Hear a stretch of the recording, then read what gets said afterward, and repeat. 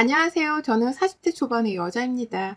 아직 초등학교에 입학하지 않은 딸아이 둘을 키우고 있고 거기에 더불어 능력이 없어서 저에게 빈대부터 사는 남편까지 키우느라 남들에게 내셋 엄마라고 말하고 다니기도 하는 저랍니다. 참 씁쓸하죠. 더 어릴 적에는 이성적인 호감으로만 남자를 보고 만났어요. 제가 인터넷 쇼핑몰이긴 하지만 수입이 꽤 짭짤한 사업도 잘하고 있었고 부모님께 물려받은 땅 몇 평에 재산도 좀 있었는지라 돈 많은 남자에겐 관심이 없었거든요. 제가 능력이 좋으니 남자는 나보다 능력이 좀 떨어지더라도 괜찮다 싶었던 겁니다. 그래서 다른 것도 아닌 결혼을 하려는 남자를 볼 때에도 남자의 성품이나 가치관 같은 걸 더 많이 따지고 들기도 전에 외모만 보고 결혼했어요. 제가 이성적으로 호감을 느끼는 타입의 남자였던 남편은 그런 제 기준에 딱 떨어지는 남자였고요. 그렇게 결혼을 해서 지금껏 딸 둘을 낳고 살고 있었답니다.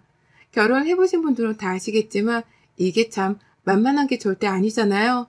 저는 특히나 힘들고 지쳐 죽겠는 생활을 반복해왔어요.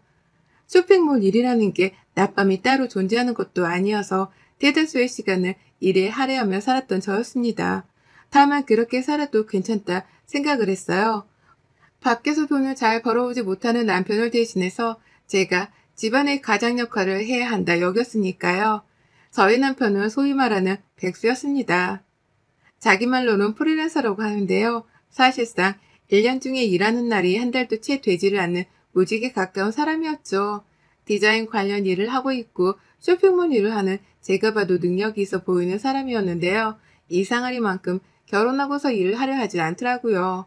일을 좀 해볼 때가 되지 않았냐고 물으면 백수인 자기한테 일을 하라 마라 말하는 것 자체가 남편을 무시하는 거라면서 갑자기 생색을 내기도 했답니다. 그냥 묵묵히 기다려주는 것이 아내가 해야 할 일이라는 아주 참 가부장적인 소리를 해가며 팔자 좋은 백수 생활을 이어갔죠. 여러 번 이런 식의 서로 목적이 다른 대화가 반복이 되다 보니 저도 넌덜머리가 나더라고요. 그래서 더 일에 매진을 했습니다. 남편에게 일을 하러 나가달라고 사정했다가 기분 나쁘던 욕을 들어먹노니 차라리 그 시간에 제가 제 쇼핑몰에서 물건 하나라도 더 팔아 돈을 버는 게 낫겠다 싶었던 거죠. 이렇게 전 남편을 대신해서 저희 집에 들어가는 생활비까지 혼자서 충당을 했어요. 아이를 낳고 나서도 이런 패턴은 반복이 되었지만 남편을 뜯어 고쳐야겠다는 생각은 진작에 포기를 했었답니다. 그렇다 보니 저는 더 도끼를 문 채로 일을 했고 아이를 생각해서라도 더 잘 돼야겠다는 생각에 돈 버는 생각만 하고 살았던 것 같아요. 부모님이 물려주신 재산은 혹시 모를 상황에 대비해서 저희 아이들 몫이라며 그대로 통장에 남겨뒀고요. 제가 쇼핑몰 일을 해 모은 돈으로 집 크기를 점차 늘려서는 지금 현재 살고 있는 한강변 아파트로 이사까지 올 수 있었네요. 명의는 당연히 아파트를 사는 데 값을 모두 지불한 제 명의로 된 아파트였습니다. 남편은 찍소리 안 하고 좋다며 따라 이사를 들어왔고 여전히 일을 포기하는 건지 디자인 쪽으로는 전혀 일자리를 알아보지도 않고 있어요. 그 바람에 제가 제 쇼핑몰에서 소장 알바라도 시키기 시작한 지가 몇 년쯤 되었고요. 이렇게 사는 게 참 자존심도 많이 상했고 나이 들면 들수록 후회가 막심했습니다. 왜 이런 놈을 만나서 생고생을 하나 싶은 생각을 지울 수가 없었죠. 하지만 그 누구도 탓을 할 수가 없었어요. 결혼할 적에 다시 한번 생각해보고 하라던 부모님의 반대도 제 고집으로 꺾었었고 주변 사람들이 잘 안 어울린다고 할 적에도 제가 그냥 나 좋아서 하는 결혼이니 감나라 배나라 하지 말라고 으름장을 놓았었거든요. 주변 사람 말 따위는 듣지도 않고 결혼을 감행한 제 탓도 분명 크다 싶었습니다. 그러니 누구 탓을 하겠어요? 그냥 내 실수니까 내가 해결을 하며 살아야겠다는 생각을 할 수밖에요. 그래서 남들에겐 가장 가까이에 있는 저희 가족들에게조차 저는 남편이 백수로 산 지가 오래되었단 말을 한마디도 못하고 살았어요. 그저 부부가 같이 으쌰으쌰해서 잘 살고 있다는 모습만 보이겠다며 연기를 하며 살았었는데요. 도대체가 연기도 한계가 있어서 더는 못하겠더라고요. 특히나 시어머니의 입에서 나오는 말들을 들을 때면 말이죠. 저희 어머님 며느리 하나를 잘 봤다고 여기저기 자랑이랑 자랑은 그렇게 늘어놓고 다니시는 분이셨습니다. 그럴 법도 했죠. 능력이 없어서 용돈 한 번 턱하니 주지 못하는 아들이 걱정스러웠는데 돈 많은 며느리가 생겨서 용돈도 대신 주니까 말입니다. 백수나 다름없는 아들을 먹여 살려주는 걸로도 모자라 한강이 보이는 아파트까지 턱하니 사서는 이사를 들어갔으니 시어머니 입장에서는 아들이 결혼을 하며 횡재를 했다 싶으셨겠죠. 하지만 그렇다 해서 어머님이 저를 굉장히 아끼신다거나 어려워하시는 건 또 결코 아니었어요. 며느리가 돈을 가져다 주면 고마워라 엎드려 절을 하셔도 모자랄 판국일 텐데 저희 어머님은 그 와중에 자기 자존심과 명예를 챙기려 하시더라고요. 시어머니라는 자존심과 명예 말입니다. 며느리가 상전이면 안 된다는 생각이 머릿속에 딱 바뀌셔서는 늘 저하고 함께 있을 때면 윗사람 대접을 받으려고 손을 꿈쩍도 안 하셨어요. 저희 집에 오시더라도 아님 시댁에 모이는 날에도 손 하나 꿈쩍하지 않고 하루 종일 지 아들 먹여 살린다고 일만 하다 온 저에게 심부름이란 심부름을 다 시켜대는 분이셨죠. 지금껏 고생했던 걸 생각하면 말도 못합니다. 애가 불어도 곧 죽어도 부엌 일을 며느리가 해야 한다면서 육아나 부엌 일을 둘 다 도와주려 하지를 않으셨었죠. 그렇다고 말이라도 살갑게 해주시는 분도 결코 아니었고요. 며느리는 며느리답게 굴어야 한다면서 1년에 4번 있는 집안 제사에도 며느리를 꼭 참석시키려 하셨답니다. 이게 저한테는 개인적으로 가장 고역이었는데요. 백수 아들을 대신해서 일하느라 똥줄 타는 며느리를 배려해 주시기는커녕 늘 제사 때만 되면 저를 어떻게든 부려먹지 못해 안달이셨죠. 제사 음식도 당연히 돈 많은 제가 다 사놔야 하는 것이었고 급기야 제사 때 모이게 되는 친척 아이들에게 줘야 할 용돈까지도 제 지갑에서 빠져나가곤 했답니다. 저를 아주 집안 굴러가는 데에 써야 하는 돈줄로만 취급을 하신다는 것이었죠. 어머님이며 남편이며 제가 제사 음식을 마련한 걸로도 모자라 친하지도 않은 애들 용돈을 줄 때도 자신이 주는 것 마냥 바로 옆에서 생색을 내며 어깨를 으쓰게 되셨어요. 돈을 대신 내주는 며느리 앞에서 염치가 없다고 미안해할 법도 한데 저희 어머님은 절대로 그런 모습을 보이지 않으셨답니다. 정말 미치고 펄쩍 뛸 노릇이었죠. 평상시 저를 부를 때에도 어머님은 야 거리면서 짜증이 난다는 듯 불러대는 게 일수였고 시아버지가 돌아가신 후로는 부쩍 외롭단 말을 자주 하시면서 학가 얘기도 서슴찮게 하셨네요. 이런 저하고 급기야 같이 살겠다고까지 하는 시어머니의 심보에 저는 펄쩍 뛰었고요. 이젠 제가 하다하다 백수 남편으로도 모자라 그 남편의 애미까지 한 집에서 보살피며 키워야 하는 건가 싶어서 입에 거품을 물고서 거절을 했었답니다. 합가만큼은 내 인생에 절대로 일어나지 않을 일이라고 하면서 남편에게 경고까지 날리며 못을 박아두기도 했었죠. 하지만 자꾸 한강을 보고 살고 싶다고 말을 하며 합가를 하고 싶다 하는 시어머니 때문에 제가 한 번은 시어머니께 쌍심지를 켜고 막말을 날리기도 했었어요. 그렇게 외로우면 재혼해서 사세요. 라고 말이죠. 그날 후로 어머님도 자존심이 상하신 건지 학가 얘기를 따로 안 하셨고 그래서 이 일은 이딸락이 되었다고 생각했는데요. 잠시 일이 바쁘고 애 키우는 게 바빠 시어머니를 뒷전으로 두고 살았던 지난 몇 개월 동안 시어머니가 반전의 준비를 해오고 계셨더라고요.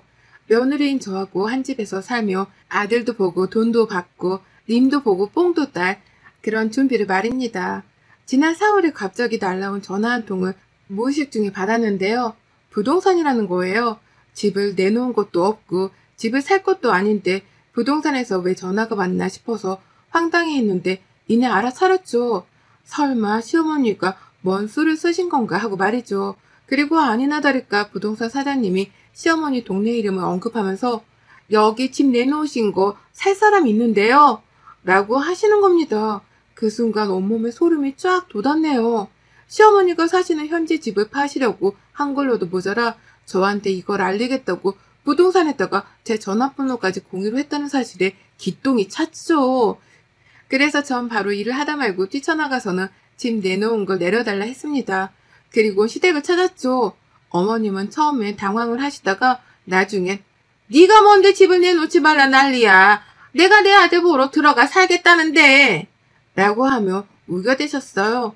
내 명의의 내 집인데도 불구하고 당신 아들 집이라고 생각을 하시는지 아주 당당하게 할 말을 뱉어내셨죠. 그 바람에 예상치도 못하고 시댁에 갔다가 시어머니로부터 공격을 당한 전 차오르는 분노에 말도 제대로 하지 못한 채 절대로 합가는 없어요. 라는 말만 반복하다가 답답하게 시리 집으로 돌아왔답니다. 그날 저는 밤새도록 시어머니께 당했다는 생각에 화가 차올라 잠도 못 잤고요.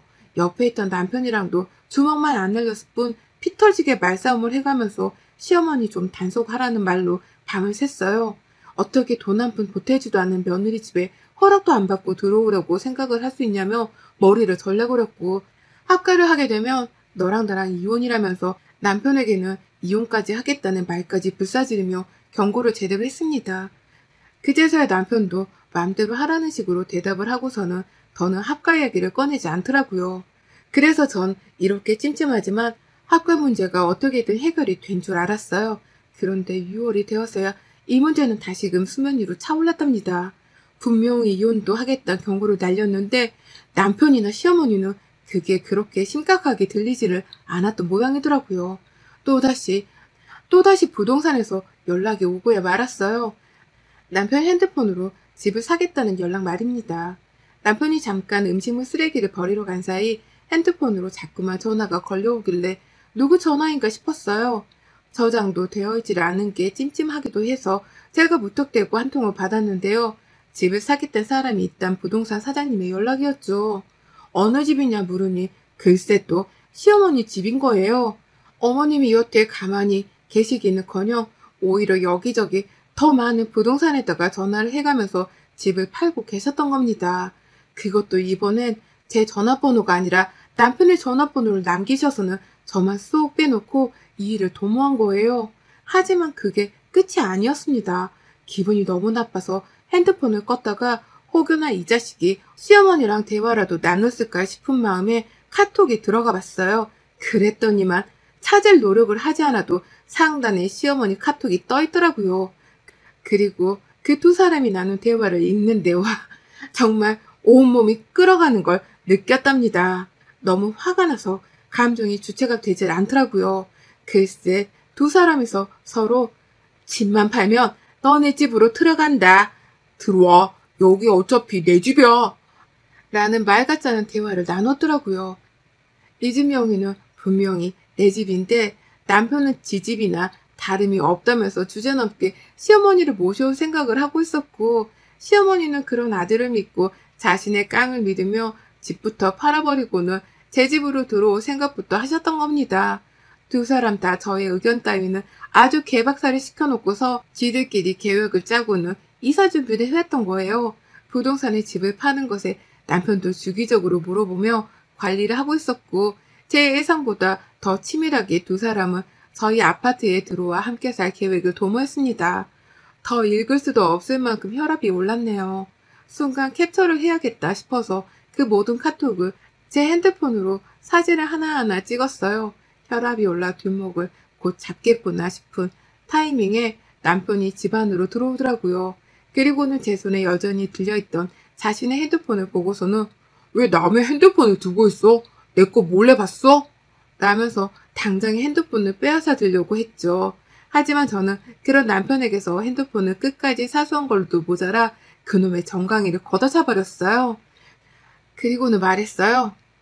니네 엄마 불러. 당장 불러서 내 앞으로 데리고 와. 라고 말이죠. 결국 그날 남편이랑은 또 밤새도록 싸우고 시어머니는 이틀이 지나서야 은근슬쩍 자신을 찾아냐면서 저희 집을 찾아오셨어요. 오히려 오라고 부르면 못 오게 하실 줄 알았는데 남편은 그래 이참에 다시 한번 대화를 잘 나눠보자.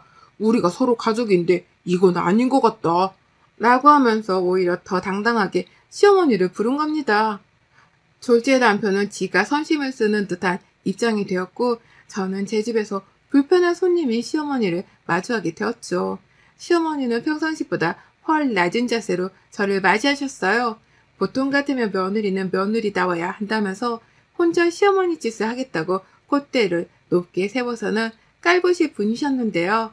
웬일인지 손에는 애를 먹으라고 아이스크림까지 들고서는 찾아오셨더라고요. 그리고는 자 우리가 긴 대화를 나눠봐야지 라고 먼저 선심을 쓰듯 저를 거실로 불러내시는데 이것들이 쌍으로 정신을 못 차리고 내 집에서 주인 행세를 한다는 느낌이 팍 왔습니다.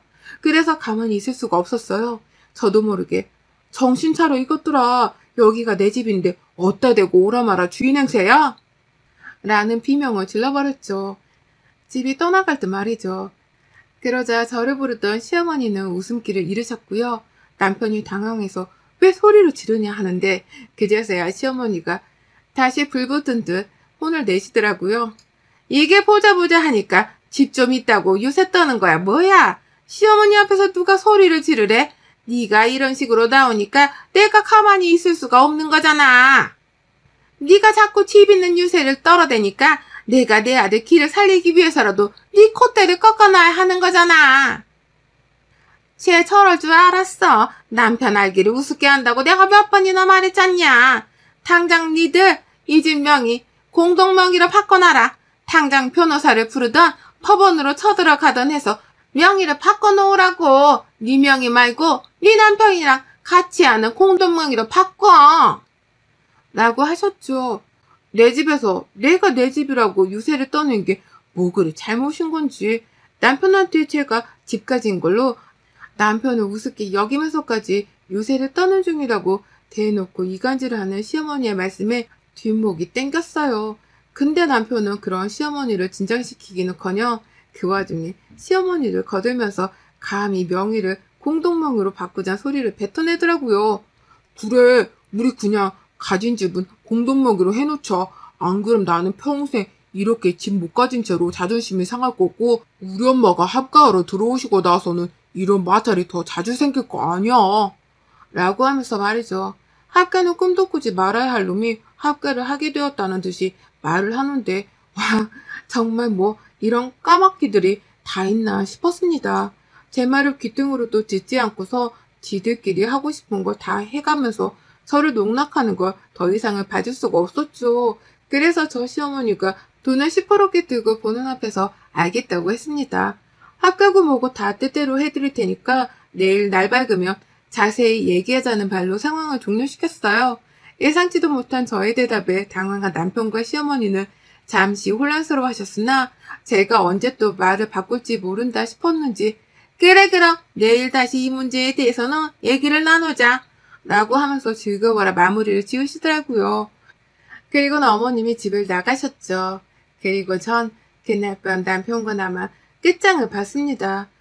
변호사한테 전화를 걸어 도움을 요청했거든요.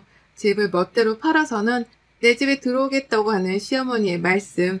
그런 와중에 뒷전에 서서 모른 척하고 있다가 은근슬쩍 합가를 강요하던 걸로도 모자라 합가 도모를 하고 있던 남편. 이놈들의 태도가 하나도 수상쩍고 꺼림칙해서 제가 남편 핸드폰 내역을 본 다음날 아침 바로 이혼 전문 변호사를 찾았습니다. 변호사를 찾아가서 재산분할 상담도 받고 시어머니를 고소할 수 있는 방법은 없나 따져도 보고 정말 별짓을 다 했죠. 그러고 나서 답변을 들었어요. 남편이랑 같이 산 세월이 10년이 넘었기 때문에 재산 분할을 있을 수 있겠으나 저희 친정에서 제가 물려받은 유산은 재산 분할에 해당되지 않을 뿐더러 그간 백수여서 생활비 한 푼 보태지 않은 걸로도 모자라 결혼 파탄의 책임이 있으면 위자료를 받을 수 있다더라고요. 부부간 부양의 의무를 지키지 않으려 해왔던 것도 이혼 사유가 충분히 된다면 말이죠. 거기에 가사나 육아도 떠맡지 않고 산 것이 증명이 되면 재산 분할을 7대3으로 낮출 수도 있다고 하는데 그 말에 이혼을 해야겠다 싶더라고요. 3인의 재산을 나눠줘야 한다는 것이 뼈저리게 아까워 죽은 맛이었지만 앞으로 저는 사업하며 벌 돈이 훨 많고 남편이랑은 이혼을 빨리 하면 할수록 좋겠다 싶었습니다. 어차피 돈 한 푼 없고 직장도 없고 집조차도 없는 놈인데 위자료를 받아봤자 얼마 못 가. 또 거지꼴을 면치 못할 거란 확신이 들었던 거죠. 그래서 전 애들 아빠라며 봐주고 어루달래주며 지금껏 끌어온 것을 확 놓아버리기로 했어요. 그리고는 남편이 시어머니라 그 난리를 쳐가면서 내 집에 붙어있으려고 할 때 바로 변호사님께 호출을 했죠. 그 사이 저는 변호사님께 들었던 법률 내용까지 다 읊어가면서 남편에게 이혼을 하겠다는 소장을 건넸습니다. 저 혼자서 소송을 준비하며 조용히 하고 있었는데 이왕 이렇게 된 이상 다 떠벌리고서 당장이라도 내 집에서 남편까지 쫓아내야겠다 싶었던 거죠. 가사에 보탬도 안 되고 부부끼리 서로 부양하겠다는 책임감조차 없는 놈이 한강변 아파트에 살며 출세했다는 말을 얼마나 고소하게 던져냈는지 몰라요. 그러니 남편은 이게 진짜로 이혼하려는지 아닌지 떠보겠다며 못 나간다고 버티려고만 했는데요. 결국 나중에 변호사님까지 출동을 하시고 변호사님이 법 어쩌고 하며 이거 다 위자료 물어내야 하는 짓이라 말을 하니까 남편에 이어서 시어머니 납비까지 새까맣게 변하더라고요. 그리고 전 정신이 빠지려고 하는 두 사람을 보며 재산 분할도 해줄 거야. 근데 내가 무슨 일이 있어도 니들이 내 가정을 위태롭게 만들고 피해를 더 줬다는 걸 증명해서는 최소한으로 분할해 줄 거고 그에 더불어 지금껏 내 속 뒤집어 놓은 위자료까지 탈탈 털어서는 거짓걸로 만들어 쫓아내 줄 거니까 각오해? 라고 으름장을 놓았어요. 그리고 시어머니가 보시는 앞에서 남편의 멱살을 잡고 내 집에서 쫓아냈죠. 그러자 시어머니 버티려고 하다가 혼자서는 안 되겠던지 쫓겨나는 남편의 이름을 위태롭게 부르며 따라 나가셨습니다. 그리고 그렇게 두 사람은 그제서야 내 집에서 모두 다 나가버렸네요. 밖에서 소란 피우면 경찰도 부르겠다는 소리를 하니 시어머니는 안 되겠다 싶었는지 남편을 데리고 본인 집으로 돌아가셨어요. 밤새도록 걸려오는 남편 연락에 시어머니 연락까지 정말 핸드폰에 불이 날 지경이었지만 저는 꼼짝도 않고 변호사님이랑 이혼소송에 박차를 가하겠다는 계획만 더 깔끔하게 세웠습니다. 집 비밀번호도 바꿔버렸네요. 남편이 돈을 지불한 거라곤 지가 입을 옷까지밖에 없었기에 남편 옷들만 캐리어 가방 하나에 싸서는 시댁으로 보냈더니 저희 시어머니가 어쩐 줄 아세요? 그 가방을 그대로 혼자 일궈지고서는 저희 집으로 찾아오셨답니다. 제 발로 직접 혼자서만 집을 찾아오신 어머님. 합가해달라고 또 조르려고 오셨나 싶었는데 이게 웬걸 아주 을중에 을이 되어서는 갑인 저를 대하느라 난리셨어요. 허리 숙여 저희 집 안에 들어오시더니만 제 눈치를 보느라 소파에 앉지도 못하시더라고요. 바로 전날까지만 하더라도 저한테 합가 얘기를 나누자며 오라마라 손가락질을 딱딱 하시던 분이셨는데 말이죠. 제 눈치를 그렇게 보시던 어머님을 전 끝까지 소파에 앉으라 말하지도 않았습니다. 저 혼자 제 집안에 소파에 앉고서는 서있던 어머님께 왜 오셨는데요? 라고 물었어요. 그러자 어머님, 그간의 시어머니 기강을 세운다며 콧대 높게 살던 모습은 어디로 가고 이제 와서 깨갱거리며 저한테 부탁을 하시더라고요. 내 아들이랑 이혼은 하지 말아줘라 라고 말이죠. 어머니 말하면 부탁도 아닌 애원이었습니다. 자기 아들이 저랑 이혼까지 하고 나면 정말 더 이상 살 이유가 없을 만큼 볼품없는 애인데 그런 애를 어떻게 지 자식들이랑 떨어뜨려 놓으려고 하냐면서 저한테 허리를 더 바짝 숙이고서는 매달리시더라고요. 제발 한 번만 아들 인생을 다시 구제해달라고 말이죠. 하지만 저 그런 시어머니를 가소롭다는 듯이 지켜보기만 하고 애원을 하실 만큼 하시도록 구경거리 마냥 지켜보다가 할 말 다 했으면 나가세요. 라고 친히 현관문까지 열어드렸어요. 그러니 어머님 제 기분을 수틀리게 하고 싶지 않으셨는지 너만 믿는다? 라고 하면서 울먹이며 집을 나가시더라고요. 하지만 전 어머님 뒤통수에다 대고 마지막으로 말씀드렸어요. 어머님, 저는 어머님께 믿음을 드릴 마음이 없답니다. 어머님의 믿음에 꼭 저버릴 수 있도록 시원하게 아드님이랑 이혼해드리고 이 한강뷰 아파트에서 빈털터리로 쫓아낼게요. 라고 말이죠. 그리고는 곡소리가 나오려고 하는 어머님의 표정을 본 채로 바로 현관문을 닫고 걸어잠궈 버리기까지 했네요. 이혼을 하기까지의 결심을 하는 게 결코 쉽지 않았는데 하기로 마음먹고 나서 보니 왜 진작 하려고 하질 않았는지 후회 막심입니다. 그 정도로 이제서야 합가 히스테리에서 벗어나고 속도 시원해지려 하네요. 얼른 이혼하고 남편의 흔적도 다 없애버리고서 후련하게 저 혼자서의 혼자서기를 해보렵니다. 황금알 낳아주는 거위를 제 손으로 쫓아낸 시어머니와 남편이 평생 후회로만 범벅이 되어 사시길 바라며 말이죠. 여러분의 생각은 댓글로 남겨주세요. 오늘도 시청해주셔서 정말 감사합니다.